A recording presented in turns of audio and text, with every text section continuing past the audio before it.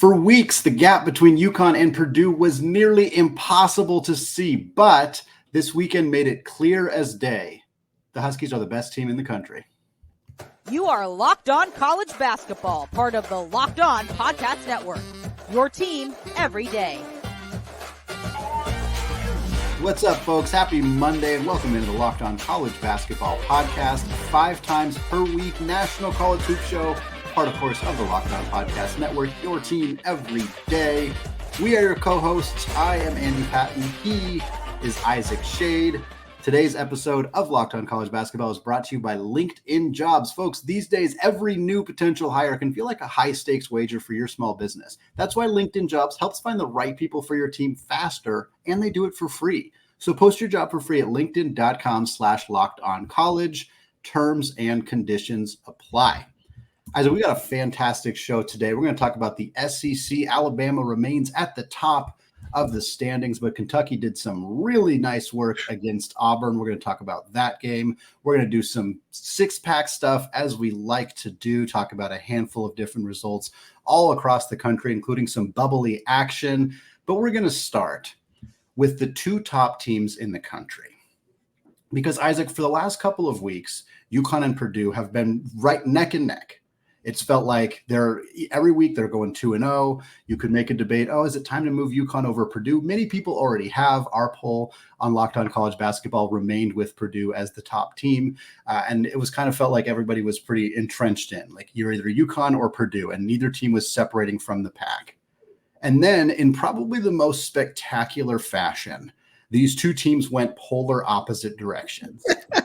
We were talking about it before we hit the record button. Like, there's no possible way that these two teams could have made a bigger statement in the opposite directions. UConn could have beat Georgetown by a bunch of points, and Purdue could have lost to Wisconsin or Illinois. And you'd be like, okay, well, now UConn's moving over, moving up to the top. But instead, it was, like you said, as spectacular as possible. UConn destroys Marquette, the second best team in the Big East, one of the 5 or 10 best teams in the country, unquestionably. I think a top 5 team. They beat them handily, established themselves very clearly as the best team in the Big East and the best team in the country, because Purdue, on the flip side of that, they lose to Ohio State, the worst team in the Big Ten. And we talked before the game or on Friday's show, we talked about how, hey, this shouldn't be a loss for Purdue. Ohio State has not been good, but they just fired their coach, Chris Holtmann. And maybe there's the possibility that we see a situation where there's kind of a rally the troops moment and Ohio State figures it out and plays this extra passionate brand of basketball because they're either rallying for their coach or they're rallying because their coach is not there anymore. You never know. We've seen this happen before. We've seen Purdue lose questionable games on the road in the Big Ten. It's not like that story hasn't been told before. And so we see these two results come together, and it's just become so clear that Marquette, with this 14-game winning streak, this dominating the Big East Conference, with Purdue suffering another loss in conference play, that UConn is the very best team in the country. There's no debate anymore. No, there's really not, Andy. And by the way, folks, you all hear what's happening coming out of my mouth. I am in a bad way, and so we thank you for your patience dealing with it. Andy, look, Michigan is the worst team in the Big Ten, apparently, not Ohio State now. But you're spot on. We really did feel like on Friday, it wasn't just talk, really legitimately, keep an eye on this Purdue-Ohio State game, because crazier things have happened in these overturning moments where coaches are let go or other, big picture things happen. And it turned out, college basketball America was all keeping their eyes on this game as it went down. And look, kudos to Purdue, because Ohio State got up by 12 and Purdue started pushing back in a way that, Andy, I really thought Purdue was going to wind up winning. They tied it with 90 seconds to go, but Ohio State had the chutzpah or whatever to just keep making plays down the stretch and win the game. There was a questionable no call where Zach Edey got stripped. Oh boy, Matt Painter was big mad about that. Yes, he was. But Andy, you're not going to get that call on the road sometimes, and then you just got to go do it. Yeah. And here's what's weird to me. Purdue loses this game despite going 20 of 20 at the free throw line, despite winning the rebounding battle 36-23, despite Zach Edey having a Zach Edey game, 22-13, 3 assists, 3 blocks, despite Braden Smith having a Braden Smith game, 12 points, 5 rebounds, 7 assists, and they still lose. Yeah. Yeah, that was crazy for Purdue to not be able to pull that one out. We've seen them kind of have to fight back time and time again, a lot of halftime deficits or early deficits where they find their way back into it. And it just kind of just ran out here. And like, yeah, Painter was big mad, like you said, but you can't put yourself in a position where a call like that or a no call like that causes a loss. You can't. Like, any coach would tell you that. And as frustrated as it can be in the moment, because like, hey, we need that call. We need that to go our way. Like, there's 39 and a half other minutes of basketball to that you got to win in order to do that. And I think for Purdue, like, this is they're susceptible to these kind of games. Now, I'm not worried about Purdue. I'm not, I know people, every time Purdue loses, every time they have a struggle game, people are going to be, reminded of them losing to a 16 seed last year. No, this is proof it's going to happen again and whatever. And I understand that we shouldn't forget that happens to Purdue. Right. I understand, like, that's a part of their very recent history. And considering this is basically the same team that lost to a 16 seed last year in Fairleigh Dickinson, like, I understand why that conversation comes up, but I'm not plummeting Purdue in the rankings. I have been steadfast in having Purdue ahead of UConn. That will obviously flip in my top 25 this upcoming week, and there's no debate about it. But Purdue is still, they're still, to me, ahead of Houston. They're ahead of Kansas and whomever else would be in that kind of 3 through 5 or 6 conversation. I think Purdue's resume still really speaks for itself. They've been really good in quad 1 games. They have 3 wins over top 6 net teams. Isaac, if we want to compare them to Houston hasn't even played a team in the top 6 of the net right now. Now, it's a weird quirk of, they're obviously in the Big 12, a phenomenal conference. There's just not any teams in that conversation right now. But we're talking Purdue's 15-3 in quad 1, quad 2 games. They have 9 quad 1 wins. Again, you want to compare them to Houston. Houston's 10-3, which is great. And they have 8 quad 1 wins, which is great. Purdue's just better. And I think they still deserve to be second based on their metrics, based on their rankings, based on the eye test, all of that. But UConn, I mean, my word, Isaac, what an incredible performance. And they do it. They're so balanced. They beat you so many different ways. They beat you with multiple good offensive performances. They can beat you from the perimeter. They can beat you on the block. They can beat you with their defense. In this game, they kind of did a little bit of everything. Klingon had 17 and 10. Newton had 15. Spencer added 14. Meanwhile, the defense really flustered Tyler Kolek, who had 7 points on 2 of 11 field goals. He had 4 turnovers and only 3 assists for one of the best facilitators in the entire country. When UConn can stomach or can play like that defensively, can stop your best player, and they can beat you with any of their 5 starters with guys off the bench, it's just a really, really tough team. And Marquette did not play their best brand of basketball. No. But I don't think this says that much about Marquette. I think it shows, like, there's a reason that UConn has got a 3-game lead in one of the best basketball conferences in the country. It's because they're that good. Yep. Andy, 100%. And look, I know that they've got a 3-game lead, only 5 games left. They do still have to go to both Creighton and Marquette in that closing 5. So watch that. But I mean, we've got our Big East regular season champion, no questions about it. And I mean, you talked about the balance. They did that with Steph Castle. I think only had 3 points in this game, Andy. So look, if UConn is going to be healthy, and that's the other thing. Yeah. There's so many teams around the country making excuses for we lost this game. Like, I think about all of Kentucky's struggles. I hate to, have them catching strays here. Yeah. But we're going to give them some flowers in a minute. Yes. So it's fine. But UConn has made 0 excuses. How many times have they been without guys all season long? And the train just keeps on rolling despite it. And that is the mark of a complete balanced team, as you just talked about. And so got to be that. And Andy, I think a lot of people are going to say, because of these 2 results, the selection committee got it wrong on Saturday in their bracket reveal, putting Purdue 1 and UConn 2. That's patently false. Yeah. Because at that point, Purdue still had the better resume. Yeah, I agree. But it has now flipped, as you said, because of these results. And I'm right with you. I love all those points you made about Purdue over Houston. Let's not just automatically flip and slide this around. I wouldn't be shocked if the AP poll did that, because that's what AP voters do. But we're looking at the full body of work. And when you look at that full body of work, Purdue deserves to be ranked above Houston, and they should be when the polls come out on today, Monday, and I would imagine that ours probably will. Yeah. Well, you mentioned we're going to give Kentucky some flowers. So let's do that right now, because Kentucky, they went up to Auburn where it seemed like the Cats were going to get run out of the gym. The way that they've been playing as of late, it felt like this was a ripe opportunity for Auburn to pick up another big win. And that is not the case at all. The other SEC team in Alabama, meanwhile, they had themselves a fantastic Saturday. And we're going to get to all of that. I want to tell you about today's sponsor, LinkedIn Jobs. Folks, when you're hiring for your small business, you want to find quality professionals that are right for the role. And that's why you have to check out LinkedIn Jobs, which has the right tools to help find the right professionals for your team faster, and it's free. LinkedIn is not just another job board. They have a vast network of more than 1 billion professionals, which makes it the best place to hire and gives you access to professionals that you cannot find anywhere else. LinkedIn does all that while making the process both easy and intuitive. Hiring is super easy when you have that many quality candidates.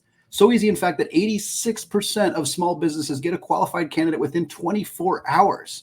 And LinkedIn is constantly finding ways to make the process easier. They even just launched a feature that helps you write job descriptions, making the process quicker and more efficient. 2.5 million small businesses use LinkedIn for hiring. And if you want to join them, you can post your job for free at linkedin.com/lockedoncollege. That's linkedin.com/lockedoncollege to post your job for free. Terms and conditions apply. All right, Isaac, moving over to the SEC, where we got to talk about a handful of results, starting with John Calipari and the Kentucky Wildcats, 22nd ranked team in the country. Last week, we questioned, should this team still even be in the top 25? But Isaac, 19, 20, 21, 23, 24, and 25 in the AP poll loss last week. 22, the only team that did not, and they were playing arguably the toughest team out of anybody on that list. They go down to take on Bruce Pearl, and the Tigers win 70-59. Really, really fantastic performance from Calipari's team. And they did it on the defensive end of the floor. And that is the most surprising part of all of this, because this team has really struggled on that end of the floor throughout the season. We saw them struggle to make adjustments in game when they lost their 3 home games in a row.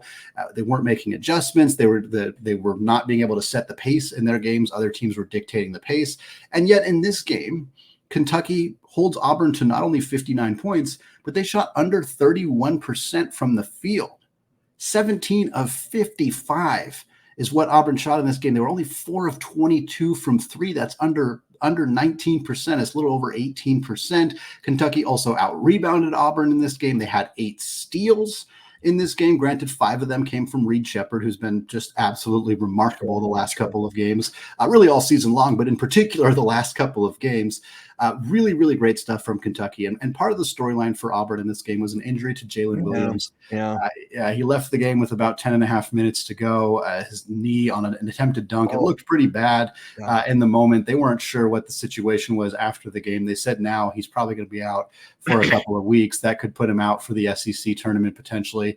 Auburn is one of the deepest teams in college basketball, but you still can't lose. I mean, it's so hard to lose a player of this caliber, of this talent. Jalen Williams has been a huge part of the success for Bruce Pearl's team. Would like to acknowledge that this game was kind of felt already over, even when Williams suffered this injury. Obviously, morale is always down when you see a player get hurt the way that he did in that game. But that's not a reason that Kentucky won this game. They won this game with a phenomenal performance right out of the gate, and some really nice work on the defensive end of the floor. Like I said, something we haven't seen from Coach Cal's team much this year. That's right, Andy. And just to put a timestamp on it, when Jalen Williams missed that dunk, there was 10:47 left. Kentucky was up 7. And I know that doesn't feel like an insurmountable deficit, but like you said, the way this game was playing, Kentucky was not going to lose it with or without Jalen Williams. So with all due respect to our Auburn listeners out there, I don't have any time to hear we win this game if Jalen Williams finishes it. I just don't have that. And here's the other thing, Andy, that I want to point out is Kentucky does this with Reed Sheppard only having 4 points and Rob Dillingham only having 11 and having a ton of foul trouble in this game. Like, it's other guys that did it. And I like Kia. No Trey Mitchell at all too. Yeah. Right. Trey Mitchell missed the game again. And so Antonio Reeves led the way. And And it's not like Kentucky, as you said, had to set, like, because of their defense, they shot under 45% themselves. So it's not like they're setting the world on fire offensively. And so for Kentucky, man, this is a big thing. And I say this half tongue in cheek, half seriously. Kentucky's defense moves into the 80s now at Ken Pom defensive efficiency. Like, that is a big move from outside the top 100. So if that can keep moving in the right direction, you don't know what'll happen. I don't see Kentucky coming back and winning the SEC because of the number of teams in front of them and the way the records are. But man, this is a big step in the right direction for John Calipari, who, by the way, I just had some weird comments at the beginning of his post-game presser. Like, and here's the wildest thing. That wasn't the weirdest post-game of the weekend. It was a former Kentucky coach that had that. We'll get to that later.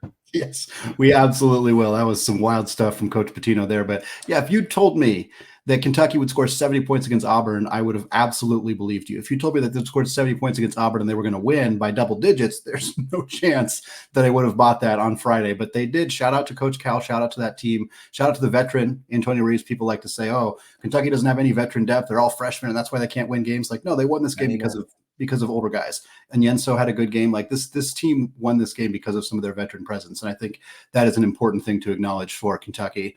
And I think looking forward in the SEC, I mean, we got big victories for both Alabama and Tennessee. We don't need to spend a lot of time on Tennessee crushing Vanderbilt because that's what we just expected to happen in that game. But Alabama gets a 25-point victory over Texas A&M. The Aggies really inconsistent throughout the year. They're beating good teams. They're losing to bad teams. You never really know what's going to happen. I think they kind of ebb and flow way too much based on the performances of Wade Taylor, who's obviously very talented, but he has been frustrating this year.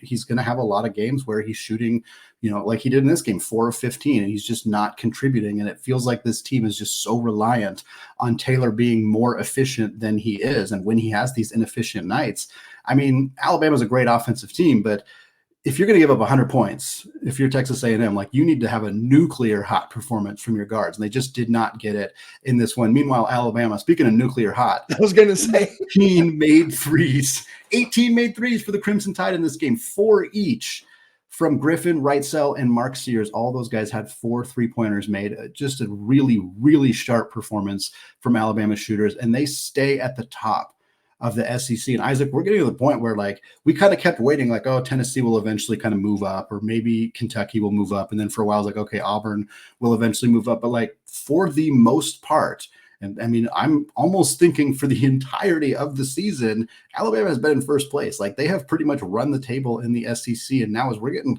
towards the end here, we're getting into the latter half of February, like, this has been a tremendous run from Alabama, and there's a real chance that they just walk away with the SEC regular season championship. There is a chance, but let me give you their closing schedule, Andy. They host Florida, at Kentucky, at Ole Miss, home to Tennessee, at Florida, and then home to Arkansas. The only one of those games that's a gimme, and it's wild to say this, is hosting Arkansas at home to close out the regular season. So, I mean, that certainly plays a factor. Like, you look at, let's compare that to Tennessee's. They are at Mizzou, Texas A&M at home, Auburn at home. That's key that game's at home. At Alabama, at South Carolina, and home to Kentucky. So, like, of those, Tennessee does have a little bit of an easier schedule. But even still, like, the way the standings are looking right now, like, Alabama could lose a game or two of those and still pull this thing out because they've got that one game cushion over the Vols. But the teams do play head to head, and that is a critical thing for us to be aware of, keeping in mind that game is in Tuscaloosa. So that might matter as well. Yeah, and I think for Bama, they got a 1-game lead over Tennessee, and now it's a 1.5-game lead over both South Carolina and Auburn. We obviously talked about Auburn losing to Kentucky, but South Carolina takes a loss at home against LSU. They lost. They got crushed by Auburn, and you need to respond to that kind of loss. You can't go then lose at home to a not very good team. LSU's fine. They're not terrible, but that you can't lose that game. You can't lose that game. Now you're South Carolina. You're tied for 3rd in the SEC. You still got a 9-4 record in conference play. It's not bad, but you're tied with Auburn. Tennessee's got a half game on you. Bama's got 1.5 games on you. And now both Florida and Kentucky are only a half game back from both South Carolina and Auburn. there's a lot of teams kind of vying right now, and Bama has put themselves in an incredibly great position to be in first place, to have a full game lead, to have the opportunity to take on Tennessee head to head. They win that game. It feels really good for Bama in a really great position to potentially win this conference. But, a team like South Carolina, I don't think they had a super realistic chance of winning the conference because they were always more likely to take this kind of loss. Like this seemed like something that could happen. And that's not a huge knock on the Gamecocks. I think they're a good team. I think they deserve to be ranked in that top 15 conversation like they were. But, the SEC is tough, and they took a tough loss here. And now they're kind of in a position where they got to fight to climb back up. And I just don't think that they have the horses to do that. So to me, Bama feels like they're sitting really pretty right now. And there's a lot of teams kind of vying for those spots 2 through 5. But you got to feel pretty good if you're a Crimson Tide fan right now. And look, Kentucky is 2 games out, but don't overlook anything with these Wildcats. They do still have Bama and Tennessee, but their other 4 games are all very winnable. Mm-hmm. John Calipari's team could pounce at any moment. Yep. Well, Houston and Iowa State both won this weekend to stay atop the Big 12. We're going to talk about that. We also lost a coaching legend. We'll cover that as well in our 6-pack as we talk to you about what else happened around the country. All that coming up. After a word from today's sponsor, FanDuel. Folks, get buckets with your first bet on FanDuel, America's #1 sports book. Because right now, new customers get $150 in bonus bets with any winning $5 bet. That's $150 if your bet wins. So you can bet on all of your favorite NBA players and teams with quick bets, live same-game parlays, exclusive props, and more. And if you're looking ahead to Big Monday, Houston, 9.5-point favorites at home over Iowa State. Look, that's a top 10 battle at home. I like Houston in this one, but 9.5, that's a pretty big spread. If you're interested in checking out that spread, visit FanDuel.com/lockedon and shoot your shot. FanDuel, an official sportsbook partner of the NBA. All right, Isaac, closing out the show with our weekly 6-pack, and we're going to talk about far more than 6 games here, so we're going to get into it as quick as we can. Number 1, we're going to talk about a handful of results in the Big 12 Conference, starting with the Cougs of Houston taking on Texas and beating them by 21 points at home. Huge, huge win for Kelvin Sampson and the Cougs. Phenomenal game from Jamal Shetty. He had 16 points, 11 boards, not the kind of double-double you typically see from Houston's point guard. He also had 6 assists, 6 steals, and 2 blocks. Great game for Houston. Kansas beat Oklahoma. Not a shock there. Oklahoma is playing decent right now, but Kansas took care of business in Norman. McCullough came back. 35 minutes for him. He only had 10 points on 4 of 14 shooting, but for Kansas, to the Jayhawks, to have him back in the mix is really, really critical for them. DeJuan Harris' ankle doesn't seem to be bothering him much. He played 37 minutes in this one, 7 assists and 0 turnovers. Looking ahead in the Big 12, or going forward in the Big 12, BYU, woof. They lost at Oklahoma State. That is not a loss the Cougars can afford to take here. 93-83. BYU gave up 49 in the first half. Tough one there. And then we already mentioned Iowa State. They beat Texas Tech to keep them in a better spot in the standings. Now they got that big one coming up against Houston tonight on Monday night. Oh, Andy, let's move to the ACC, where Duke went down to Tallahassee, their first of 2 games in Florida this week, beat Florida State 76-67. Woo, what a day for Jared McCain. 35 points, sets a Duke freshman 3-point record with 8 threes, ties Duke's scoring freshman record with 35 points. Tied it with some guy, might have heard of him, Zion something or other. Anyway, massive game for McCain. Of note, no Tyrese Proctor for the Blue Devils in this one. He is in concussion protocol. Elsewhere in the ACC, Wake Forest, who lost to Duke earlier in the week, had another big opportunity at Virginia, but loses a high-scoring affair, 49-47. Had a shot at the buzzer from Cam Hildreth, just bounced off the rim. Big week upcoming from Virginia at Virginia Tech. Tonight on Big Monday, and then they host North Carolina on Saturday, just 1 game back of the Tar Heels in ACC. Speaking of teams trying to make a move, Clemson had won 3 in a row. We're getting things back into shape, but then they fall to NC State on Saturday, 78-77. And Clemson should be good in the tournament, but you would have felt a lot better had they won this one. Well, so Alabama outscores both Virginia and Wake Forest in that game combined. A little bit of a testament to what Alabama, the style they play, and of course the style being played at Virginia.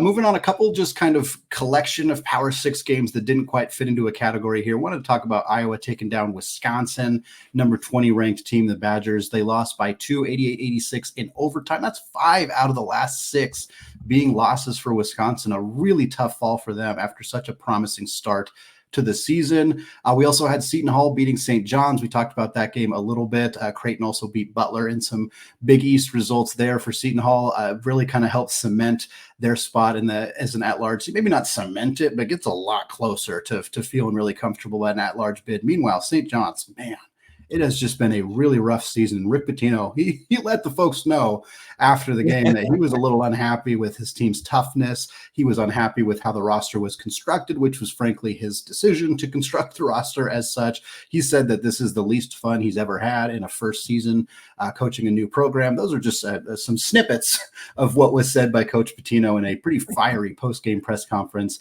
after yet another close loss in the Big East. And then we wanted to give a little shout out, a kind of a sad shout out, as it were, to USC. The Trojans lost in double overtime to Colorado, 92-89. Here's the deal.